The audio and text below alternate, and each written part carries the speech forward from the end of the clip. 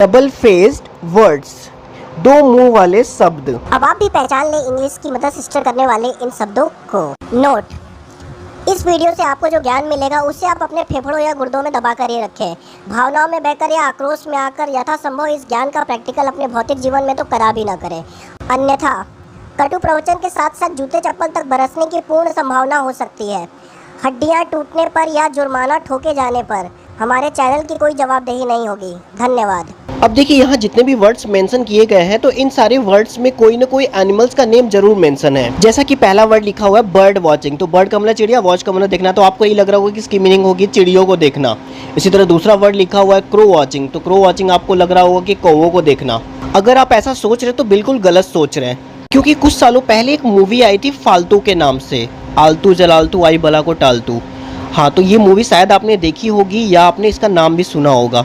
तो इस मूवी में एक सॉन्ग था, जब मैं छोटा बच्चा था तो छोटी शरारत करता था, अब मैं जो बड़ा हो गया हूँ तो बड़ी शरारत करता हूँ। तो इसकी लास्ट लिरिक्स में ये दोनों वर्ड यूज किए गए हैं और ये पूरा गाना इसी चीज़ पे बेस्ड था कि छोटा बच्चा था तो छोटी शरारत करता था, अब बड़ा हो गया है तो बड़ी बड़ी शरारतें करता है। और उसमें आप लास्ट वाली लिरिक्स सुनिएगा तो आपको यही मिलेगा कि जब मैं छोटा बच्चा था तो क्रो वॉचिंग करता था, अब मैं जो बड़ा हो गया हूँ तो बर्ड वॉचिंग करता हूँ। अब आप सोचिए इसका मतलब क्या हो सकता है। और मैं गारंटी के साथ कह सकता हूँ कि 90% लोगों के ये दिमाग का रायता बन जाएगा, लेकिन आपको आंसर नहीं मिलेगा। तो चलिए अब हम लोग इसका आंसर देख लेते हैं।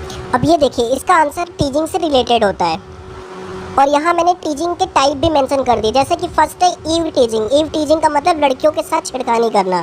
एडम टीजिंग का मतलब लड़कों के साथ छेड़खानी करना। उसी तरह बर्ड वॉचिंग का मतलब क्या होता है, सेम चीज़ होती है, लड़कियों के साथ छेड़खानी करना, लेकिन दूर से। ये एक्टिविटी दूर से की जाती है।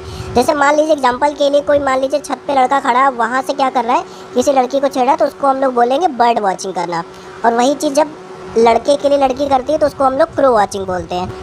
तो इससे रिलेटेड मैंने एक एग्जाम्पल भी लिखा हुआ है, जैसे कि तुम्हारा दोस्त दूर से लड़कियों को छेड़ता है, तो इसको हम इंग्लिश में क्या बोलेंगे, your friend enjoys bird watching. और आप भी इस पर सेंटेंसेस बना सकते हैं, सिर्फ बनाइएगा, प्रैक्टिकल मत करिएगा, वरना आपका शरीर और आपकी हड्डियां आपको मुबारक। हमारा काम है सिर्फ ज्ञान बांटना। अब आपको मेरे क्वेश्चन का आंसर भी मिल गया होगा। अब आप इसको सॉन्ग पर रख के देखिए। जब मैं छोटा बच्चा था तो क्रो वॉचिंग करता, मतलब मैं लड़कों को ही छेड़ता था, अब मैं जो बड़ा हो गया हूँ तो बर्ड वॉचिंग करता है। इसका मतलब अब मैं किसको छेड़ता हूँ, लड़कियों को छेड़ा, बड़ा काम तो हो गया ना भाई। अब हम अदर वर्ड्स भी देख लेते हैं। तो नेक्स्ट है हमारा क्या, लव बर्ड। लव बर्ड्स का मतलब क्या होता है, प्रेमियों का जोड़ा। उसी तरह आपको नेक्स्ट मिलेगा काऊ लव। काऊ लव का मतलब होता है, जैसे आप छोटे बच्चों में लव अट्रैक्शन देख सकते हैं, तो उसको हम लोग हिंदी में बोलते हैं क्या, बचकाना प्रेम, और इंग्लिश में उसको बोला जाता है काऊ लव। नेक्स्ट है हैंड पैक्ड। हैंड पैक्ड का मतलब होता है जोरू का गुलाम। तो जो हस्बैंड अपनी वाइफ के इशारों पर आगे पीछे घूमते हैं उनको बोला जाता है इंग्लिश में क्या, हैंड पैक्ड। इसके बाद है go to the dogs. Go to the dogs की सेम मीनिंग होती है जो गो टू हेल की होती है, मतलब भाड़ में जाओ या चूल्हे भाड़ में जाओ। इसका मतलब ये नहीं होता कि कुत्तों के पास जाओ। अब लास्ट जो कि बहुत ही कमाल का फ्रेज है, love me and love my dogs. तो शाहिद कपूर की एक मूवी आपने देखी होगी, चांस पे डांस एंड समथिंग इसी तरह से है कोई नाम उसका। तो उसमें एक एक्ट्रेस शाहिद कपूर को ये बोलती है, love me and love my dogs. और वो भी उस टाइम जब शाहिद कपूर उसके पास फ्रेंडशिप का प्रपोजल लेके जाता है।